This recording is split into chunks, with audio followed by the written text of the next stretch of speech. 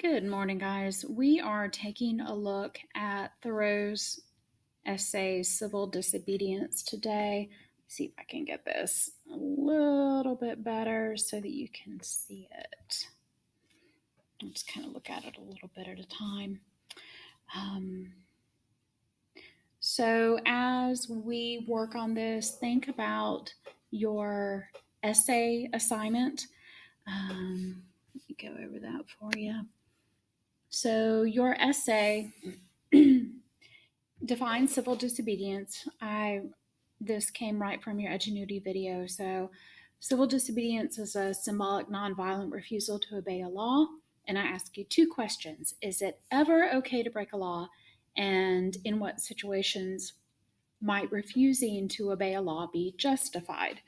And your assignment is to write a one-page double-spaced essay in which you answer those two questions and use examples from Thoreau's essay, Civil Disobedience, and examples from the world today to support your claim. And I gave you an outline. So in the first paragraph, I want you to explain what civil disobedience is and answer the two questions that I mentioned. In your second paragraph, I want you to find and explain at least two examples from Thoreau's essay, Civil Disobedience, to support your position. In the third paragraph, I want you to include and explain at least two examples from the world today to support your position. And then in your final paragraph, I want you to discuss how Thoreau might respond to the examples of civil disobedience that you mentioned in paragraph 3. So let's get back to where we were. There we go. All right. So I wish this were a tiny bit clear, but I think it's better than nothing at all. I will also post a PDF of these so that you, let me see if I can get them. There we go. So that you can see my notes a little bit clearer form. There we go. All right, so he begins by saying, I heartily accept the motto that government is best which governs least, and I should like to see it acted up to more rapidly and systematically. Carried out, it finally amounts to this, which I also believe, that government is best which governs not at all. So we see kind of a paradox here, as we did with Emerson, that idea: how can you have a government that doesn't govern? Well, it's kind of the question that he asks. So, just to provide a little bit of context, Thoreau wrote this in 1848, and he wanted to explain his refusal to pay a poll tax because he felt that that money would go toward a war that he didn't support, meaning the Mexican-American War. So he thought that the annexation of Texas would lead to Texas being an additional slave state. And as an abolitionist, he certainly did not support that and didn't want his money to go toward that. So, and when men are prepared for it, that will be the kind of government which they will have. So it kind of sounds like he's saying that when we're ready for it, we won't need government at all. Government is at best but an expedient, which means a means to an end, something that's temporary. But most governments are usually, and all governments are sometimes, inexpedient. The objections which have been brought against a standing army, and they are many and weighty and deserve to prevail, may also at last be brought against a standing government. So we see him using logos here. He does not support a standing army, just as he does not support a standing government. The standing army is only an arm of the standing government. The government itself, which is only the mode which the people have chosen to execute their will, is equally liable to be abused and perverted before the people can act through it. So we see that idea that power corrupts. Witness the present Mexican War, the war of comparatively few individuals using the standing government as their tool. from the outset, the people would not have consented to this measure. And so we see the first thing that his first reason for explaining why he doesn't think that people should have to pay taxes or follow laws that they deem unjust. So his first supporting example is, in fact, the Mexican American War. Um, we see the idea that, as I said, he believes that power corrupts people, and as a person's power increases, their moral sense diminishes. And he sees the Mexican American War as an example of the diminishing of moral sense. So he thinks that this war is just the power of a few using the war to achieve their goals, meaning the continuing of slavery. Slavery had been outlawed in Mexico at this point, but the southern states were still slave states in the United States. But to speak practically and as a citizen, unlike those who call themselves no government men, I ask for not at once no government, but at once a better government. Let every man make known what kind of government would command his respect, and that will be one step toward obtaining it. So he offers that he's trying to be sensible, and he wants a government that actually commands respect. And he thinks that the first step in achieving a government that commands respect is the citizens contemplating what that would mean for each of them. After all, the practical reason why, when the power is once in the hands of the people, a majority are permitted and for a long period continue to rule is not because they are most likely to be in the right, nor because this seems fairest to the minority, but because they are physically the strongest. We have that idea that people who are strongest tend to rule. It doesn't always mean physical strength, although it might.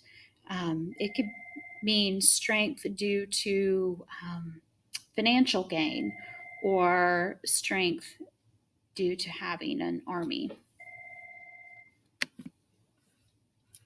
All right, so he continues to say, but a government in which the majority rule in all cases cannot be based on justice, even as far as men understand it.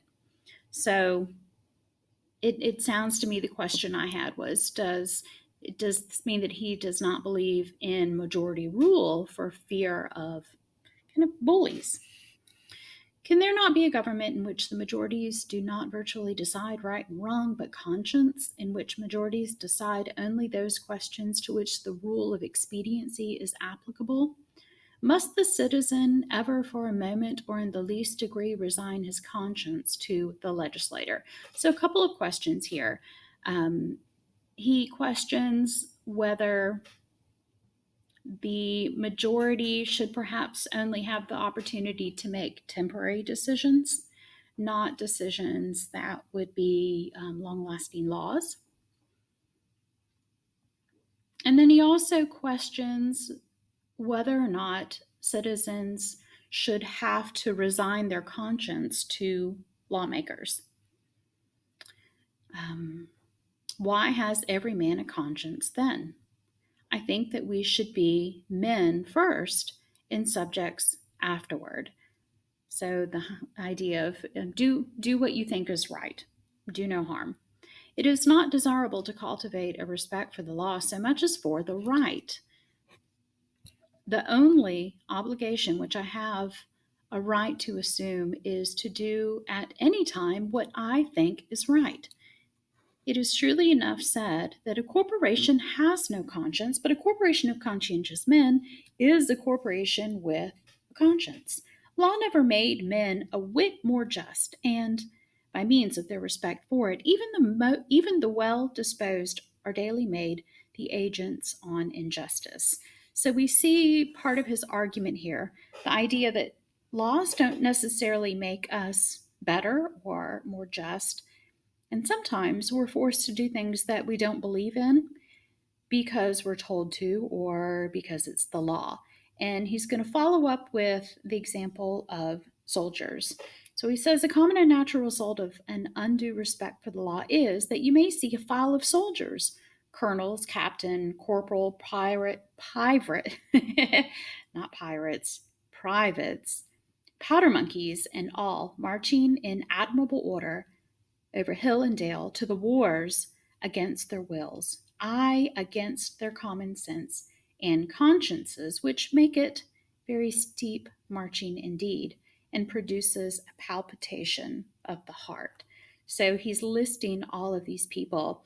I think a powder monkey would be the person who would pack powder and guns.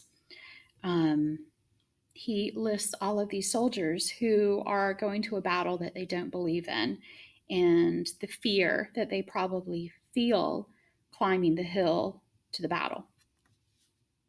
He says they have no doubt that it is a damnable business in which they are concerned.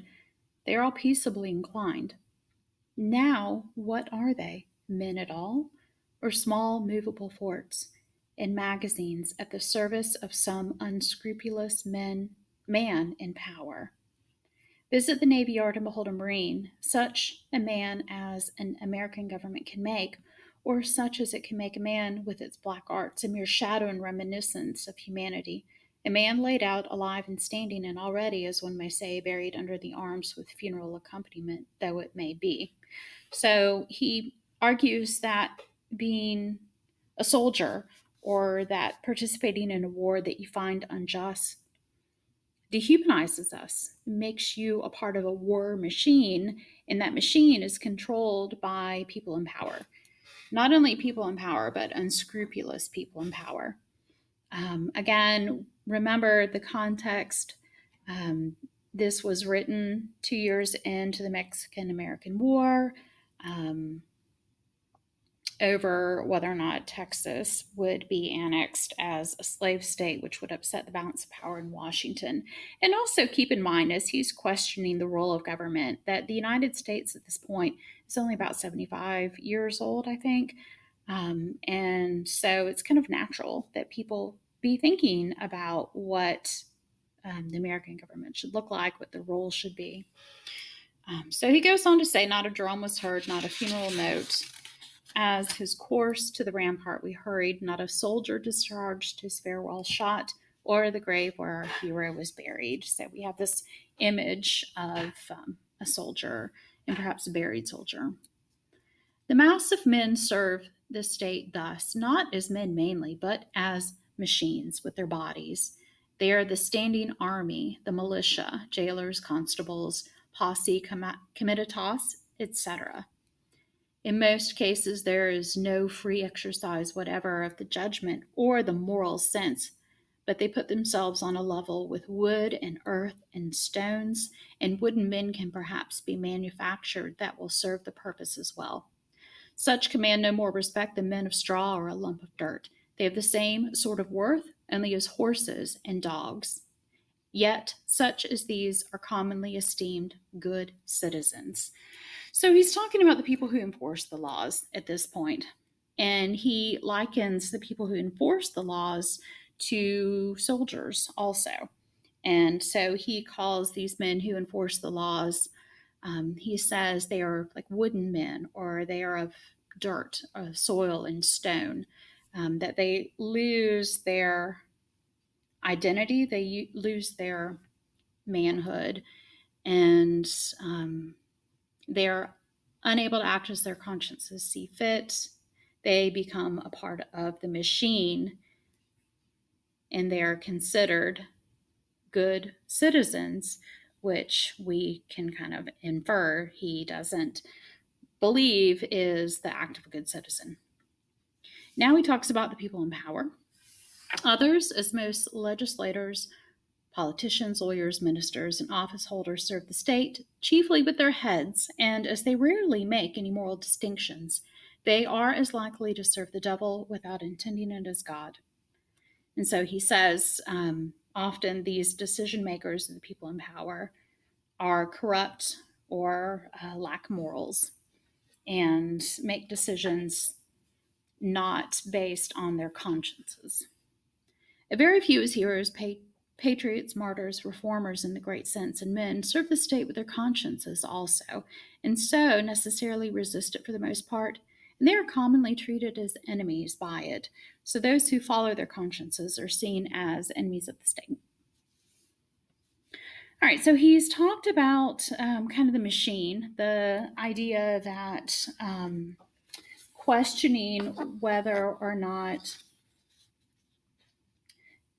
men should be forced, and this is, of course, men specifically this time, he questions whether or not men should be forced to participate in a war that they see is unjust or participate in follow laws that they see are unjust. All right. And then he goes on to say, unjust laws exist. And he questions.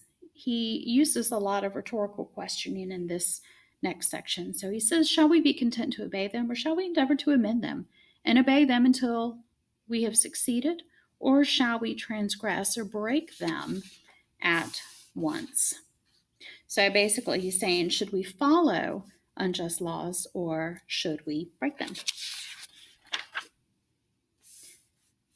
Men generally, under such a government as this, think that they ought to wait until they have persuaded the majority to alter them. They think that if they should resist, the remedy would be worse than the evil. So we see that people often think that unjust laws should be changed from within the government, for fear that the alternative would be worse than the actual unfair law. But it is the fault of the government itself that the remedy is worse than the evil. It makes it worse. Why is it not more apt to anticipate and provide for reform? Why does it not cherish its wise majority? And in this case, when we are using the word it is government.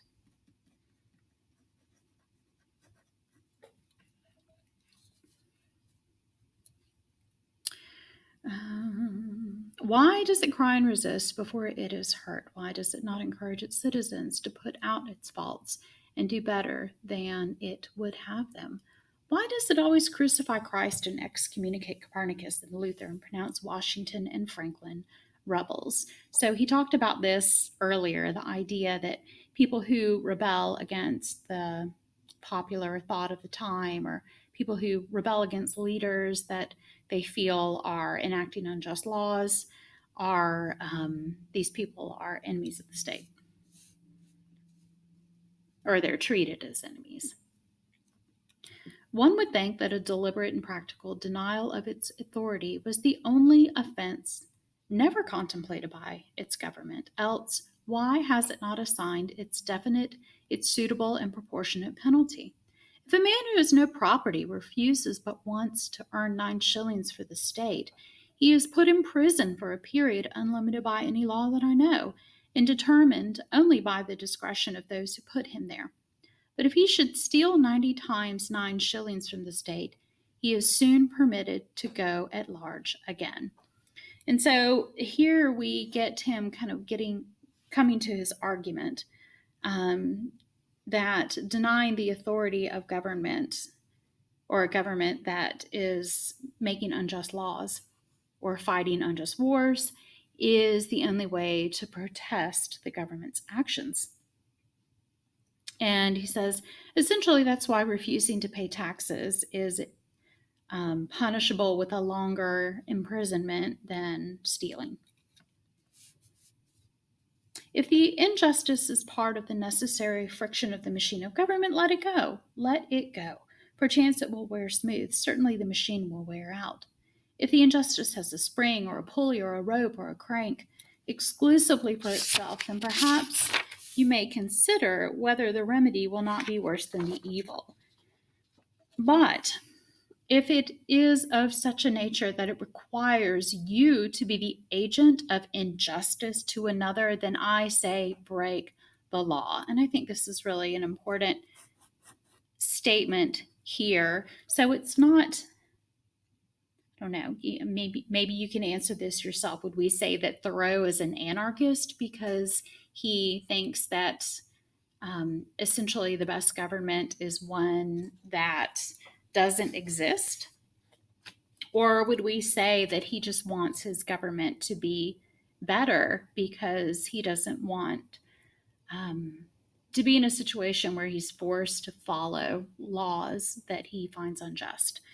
So, basically, here on the bottom of this previous page, he does say if the unjust law or the unjust act is necessary, then ignore it, and over time it's going to work itself out.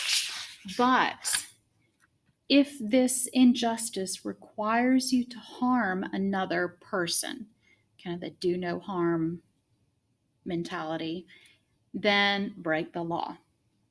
But again, the name of this essay is Civil Disobedience, and civil has a lot of connotations. If you're being civil, you're being polite, but also kind of alluding to that word civilian um, as being a part of a whole. He says, let your life be a counter friction to stop the machine. What I have to do is to see, at any rate, that I do not lend myself to the wrong in which I condemn. A minority is powerless while it conforms to the majority. He doesn't want to conform to the majority. It is not even a minority then, but it is irresistible when it clogs by its whole weight. If the alternative is to keep all just men in prison or give up war and slavery, the state will not hesitate which to choose. Now, keep in mind, again, context is really important. The person who wrote this essay was arrested and put in jail for not paying taxes. And so a lot of this essay is essentially explaining why he refused to pay the tax. And he refused to pay the tax because he thought the tax would go to a cause that he found unjust. So he's saying if the minority conforms to the majority, then it's no longer the minority. If you disagree with what's happening, but you go along with it anyhow, then you are a part of the problem. You become the majority. If you act, though, as a whole, if those who are in the minority or those who disagree act as a whole and stand up for what they believe is good and just and fair, then you have a chance to make a change. And keep in mind what he was standing up, I guess what he was acting out against is slavery. He did not want his taxes to go to a war that he thought would end in having another slave state. So he says if 1,000 men were not to pay their tax bills this year, that would not be a violent and bloody measure, as it would be to pay them and enable the state to commit violence and shed innocent blood. So essentially, citizens who pay taxes enable war and slavery, but those who refuse, like him, are participating in a peaceful protest. This is, in fact, the definition of a peaceable revolution. So again, nonviolent revolution. If any such is possible, if the tax gatherer or any other public official asks me, as one has done, but what shall I do? My answer is, if you really wish to do anything, resign your office. So he's saying, if you want to do anything, don't be a part of the machine. When the subject has refused allegiance and the officers resign from office, then the revolution is accomplished. But even suppose blood should flow. So he's saying that the goal is peaceable revolution or peaceable change. But what if it doesn't go peacefully? What should happen if there's violence? He does answer this question by saying, is there not a sort of bloodshed when the conscience is wounded? Through this wound, a man's real manhood and immortality flow out, and he bleeds to an everlasting death. I see this blood flowing now. So basically, he answers this question by saying, in doing this thing that is immoral and unjust, you are essentially killing yourself kind of spiritually and emotionally. So he says, I have paid no poll tax for 6 years. I was put into a jail once on this account for one night, and I stood, considering the walls of solid stone 2 or 3 feet thick, the door of wood and iron a foot thick, and the iron grating which strained the light. I could not help being struck with the foolishness of that institution, which treated me as if I were mere flesh and blood and bones to be locked up. So basically, he's saying it's kind of foolish to put him in jail. It doesn't really silence him or change his mind. He says, I wondered that it should have concluded at length that this was the best use it could put me to, and had never thought to avail itself of my services in some way. I saw that if there was a wall of stone between me and my townsmen, there was a still more difficult one to climb or break through before they could get to be as free as I was. So the argument here is that I may be in jail, but I'm following my conscience. I'm doing what I think is right, and therefore I'm more free than those who are kind of going along with it and are a part of a machine and who are afraid to stand up for what they believe in. It says, I did nor for a moment feel confined, and the wall seemed a great waste of stone and mortar.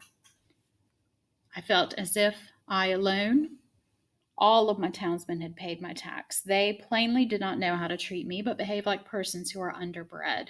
In every threat and in every compliment there was a blunder, for they thought that my chief desire was to stand the other side of that stone wall. I could not but smile and see how industriously they locked the door on my meditations, which followed them out again without let or hindrance. And they were really all that was dangerous. As they could not reach me, they had resolved to punish my body, just as boys, if they cannot come at some person against whom they have a spite, will abuse his dog. So it sounds like he was treated badly while he was in jail. I saw that the state was half-witted, that it was timid as a lone woman with her silver spoons, and that it did not know its friends from its foes, and I lost all my remaining respect for it and pitied it. He uses this simile to suggest that they were in fact weak. So, thus, the state never intentionally confronts a man's sense, intellectual or moral, but only his body, his senses. They can't reach his mind, they can only reach his body. It is not armed with superior wit or honesty, but with superior physical strength. I was not born to be forced. I will breathe after my own fashion. Let us see who is the strongest. What force has a multitude or a large number of people? They only can force me who obey a higher law than I. They force me to become like themselves. I do not hear of men being forced to live this way or that by masses of men. What sort of life were that to live? When I meet a government which says to me, your money or your life, why should I be in haste to give it my money? It may be in a great strait and not know what to do. I cannot help that. It must help itself, do as I do. So essentially, it's their problem, their responsibility. It is not worth the while to snivel about it. I'm not responsible for the successful working of the machinery of society. I am not the son of the engineer. I perceive that when an acorn and a chestnut fall side by side, the one does not remain inert to make way for the other, but both obey their own laws and spring and grow and flourish as best they can, till one, perchance, overshadows and destroys the other. If a plant cannot live according to nature, it dies, and so does a man. So we see this metaphor of two different types of trees, a chestnut and an acorn growing side by side, and they're going to obey their own laws, and if one overshadows the other, then so be it. It's the law of nature, and so we see this kind of this strong belief in individualism, which is part of transcendentalism. So, how does Thoreau think people should respond to unjust laws? Well, he says, if you think it's an unjust law, then don't obey it, using your refusal as a form of protest.